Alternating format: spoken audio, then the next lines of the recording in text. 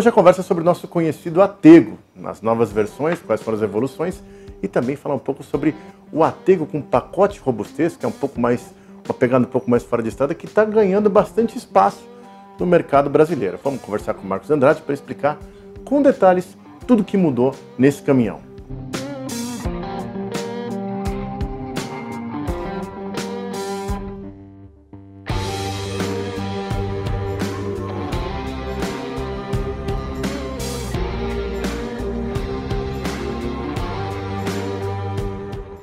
Marcos, tem vários Ategos aqui, né? Parece que também tem atualizações e novidades na linha Atego, né?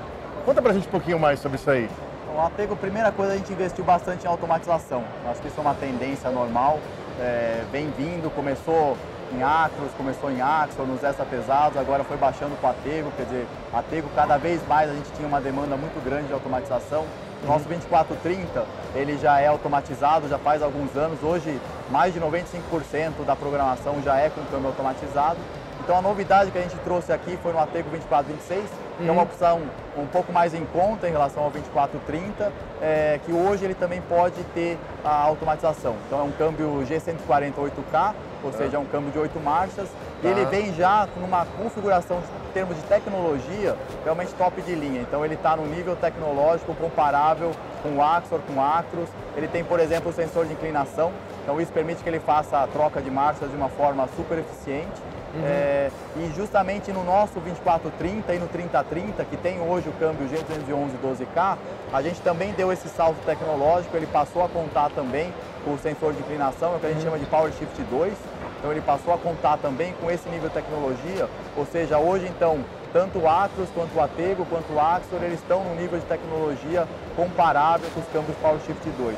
Então acho que a automatização foi o primeiro grande passo que a gente deu. Marcos, para entender um pouquinho melhor na prática, o que tem a ver o sensor de inclinação com eu guiando o caminhão na estrada? Então, ao identificar que você está subindo ou que você está descendo, ele enxerga que ele a caixa está a inclinação, ele enxerga a demanda que o teu caminhão vai ter de troca de marcha. Então ele pode decidir, por exemplo, ele pode decidir pular uma marcha, ele não precisa fazer essa troca sequencialmente e com isso ele pode otimizar a troca. Por exemplo, né, se você está descendo, então ele percebe que você está numa rampa bastante agressiva. Então para que ele vai trocando uma marcha depois da outra? Ele pode alongar a marcha de uma forma mais agressiva. Então ele já solta o caminhão e isso permite com que você economize combustível. E da mesma forma na subida, ele segura a marcha para não... Exatamente, quer dizer, exatamente, ele segura, ele sabe que você, por exemplo, ele vai acompanhando e ele percebe, opa, está aumentando o gradiente, quer dizer, a rampa está se tornando mais agressiva, então ele já reduz. Eventualmente ele já reduz 2 marchas, quer dizer, então isso torna a eficiência na troca muito maior. Isso realmente acaba sendo muito positivo, né? Legal, entendi. Então desempenho e consumo, no final você ganha dos dois lados. Legal. Depois uma outra coisa interessante também no Atego, a gente trouxe aqui o pacote robustez. Né? Então esse pacote ele reflete muito da realidade do Brasil. Né? Então o Brasil a gente tem, todo mundo sabe que opera principalmente no agronegócio, que opera em estradas de chão. O Brasil tem condições as mais diversas de operação e o Atego é o caminhão mais flexível, quer dizer, a gente sabe que esse é o caminhão que entra na fazenda para buscar fruta, é o caminhão que faz coleta de leite, é o caminhão que é usado como pau para toda obra. Né? E mesmo, às vezes, uma aplicação urbana, quer dizer, você tem um lixeiro, um transporte de bebida, que faz a entrega em regiões realmente muito complicadas, onde você precisa ter um ângulo de entrada um pouco mais agressivo. Então a gente fez uma série de melhorias ou opcionais, na verdade, no caminhão, e o cliente pode selecionar alguns desses opcionais e ir configurando o caminhão de forma que atenda da melhor forma possível. Então, primeira coisa, quer dizer, o para-choque frontal, então ele tem um para-choque que veio do nosso 2730, que é o caminhão tipicamente fora de estrada, então ele pode usar esse para-choque no nosso Atego, no 1719, no 2426, no próprio 2430. Ele tem a proteção dos faróis. Então os faróis, a gente sabe que eles estão sujeitos à batida de pedra, à colisão com vegetação.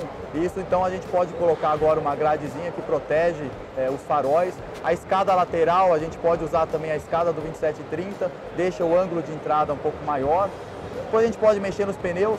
Então a gente pode colocar o pneu 295, que é um pneu um pouco mais elevado, então você eleva a altura do veículo também em torno de 15 milímetros. Depois você pode colocar também o pneu como misto, ou seja, esse pneu mais adequado para a operação em estrada de terra. E aí a gente fez mais algumas coisas, quer dizer, a gente tinha muita demanda dos nossos clientes em relação à proteção da parte inferior ali do cárter, do filtro. O nosso filtro de ar ele fica na parte inferior direita do caminhão, então muitos clientes pediam, apesar do Atego já ser um caminhão bastante alto, se pedia bastante para colocar uma proteção. Então agora a gente está incorporando isso, no 2730 já é série, no 1719, no 2426, isso pode ser colocado como opcional, protetor de cárter, protetor do filtro. E outra coisa bastante interessante é bloqueio diferencial. Então esse era outro pedido para os caminhões 4x2, a gente passa a oferecer. Então quando ele opera numa condição quase fora de estrada, eu diria, né? Então quando você está numa condição, caiu dentro de um buraco, de um atoleiro, tudo você pode bloquear o diferencial e fica muito mais fácil de você sair. Então isso é outro opcional, ou seja, então é um caminhão, você pode combinar todas essas opções que eu mencionei e ter um caminhão realmente bem adequado para a realidade brasileira. Isso acaba sendo bastante interessante. Outra coisa legal que a gente fez no Atego, isso também está no Axor, é o climatizador. Climatizador hoje é uma peça que já sai de série em quase todos os Atego. A gente reduziu um pouquinho a altura do climatizador, então ele está 75 milímetros mais baixo, e apesar da gente reduzir o tamanho dele, ele ficou mais eficiente. Então ele leva agora 6 litros a mais de água, e com 6 litros a mais de água, então o teu climatizador acaba tendo uma eficiência muito maior.